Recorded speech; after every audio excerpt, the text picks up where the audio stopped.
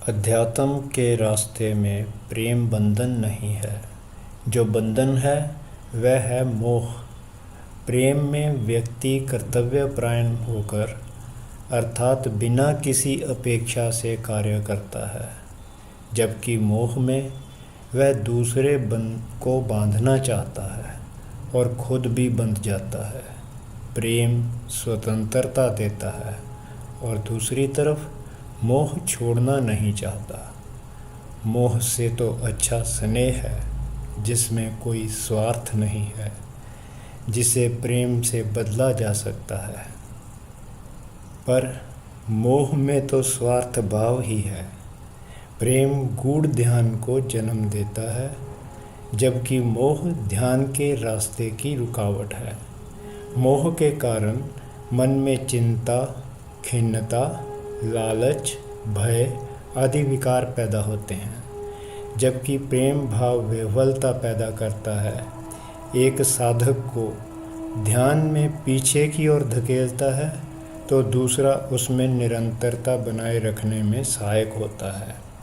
प्रेम से अंतर्मन अर्थात चित्त के विकार दूर करने में सहायता मिलती है, जबकि मोह के कारण मन में बुरे बुरे विचार आते हैं, जिससे मन विक्षिप्त होता है।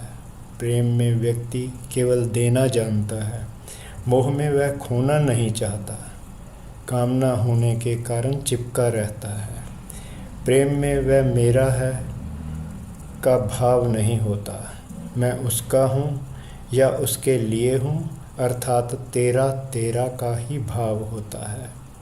मोह में वह मेरे लिए ही है क्योंकि मैंने उसे बनाया है, या वह मेरे कारण ही है का भाव होता है। मोह का असर शरीर पर होता है। कामना पूरी न होने पर कई बीमारियां हो जाती हैं, साथ साथ मन पर भी असर होता है।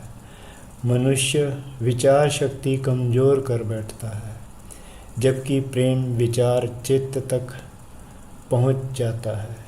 केवल इसी दशा में ही लक्ष्य की प्राप्ति संभव हो पाती है। मोह से अभिमान पैदा होता है, जबकि प्रेम से विस्तार तथा उन्नति। प्रेम में आकर्षण नहीं होता और ना ही वासना तथा सम्मोहन। प्रेम में केवल समर्पण भाव होता है। वह प्रेम ही था जिसके कारण भीलनी के जूठे बेर भगवान राम ने खाए, केवल प्रेम के वश ही होकर। हनुमान मोतियों की माला को तोड़कर एक एक मोती में राम को ही ढूंढते रहे। सीना फाड़कर यह दिखाया कि भगवान तो दिल में ही है। श्री कृष्ण को प्रेमवश वो बांसुरी राधा को देनी पड़ी, जिसकी धुन पर दुनिया मोहित हो जाती थी।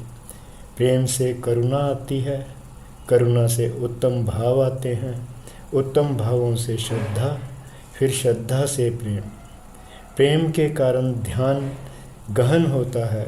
ध्यान गहन होने से चित्त की शुद्धि होती है। चित्त के शुद्ध होने पर ही चेतना को साधक जान पाता है, तो आगे परम चेतना अथवा आत्मा परमात्मा के साक्षात्कार का रास्ता साफ होने लगता है। प्रेम ही के कारण साधक विचार शून्यता को प्राप्त हो जाता है और अंत में परमात्मा में विलीन हो जाता है। बात तो सही ही है कि प्रेम गली अति सांकरी, ता में दो न समाई। ओम नमः शिवाय।